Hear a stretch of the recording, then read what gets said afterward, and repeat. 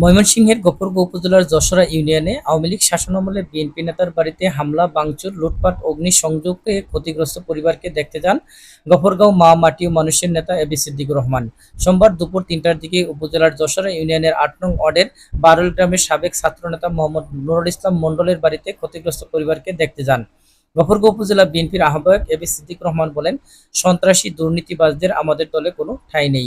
এ সময় উপস্থিত ছিলেন গফরগাঁও উপজেলার বিএনপির সিনিয়র যুগ্ম আহ্বায়ক এম আর খায়রুল ইসলাম, সাদিকুর রহমান, ময়মনসিংহ জেলা কৃষক দলের সাংগঠনিক সম্পাদক, গফরগাঁও উপজেলা বিএনপির যুগ্ম আহ্বায়ক শহীদুল ইসলাম, উপজেলা বিএনপির যুগ্ম আহ্বায়ক আজিম উদ্দিন, উপজেলা বিএনপির যুগ্ম আহ্বায়ক আব্দুল্লাহ আল মামুন, রাউনা ইউনিয়নের সাবেক চেয়ারম্যান জালাল উদ্দিন, ময়মনসিংহ জেলা যুবদলের ক্ষুদ্র কুটির শিল্প বিষয়ক সহ সম্পাদক বুলবুল সরকার, গফরগাঁও উপজেলা কৃষক দলের সভাপতি আমিনুল ইসলাম চঞ্চল, উপজেলা যুবদলের সদস্য শরীফুল ইসলাম, আব্দুল সালাম যুবদল সদস্য গফরগাঁও উপজেলা।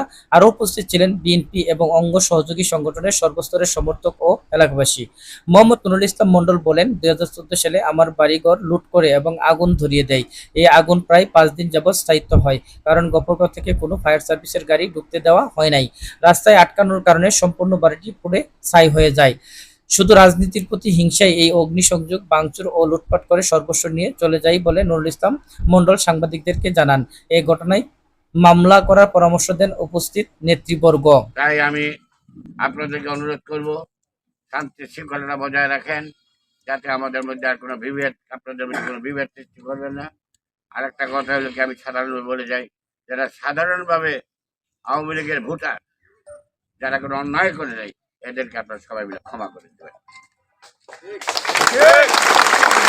আর যারা আওয়ামী লীগের দুষ্কৃতকারী, যারা এই বাড়িঘর ভাঙার ব্যাপারে যারা নিজেকে নিয়োজিত করেছে, এদের ক্ষমা নাই।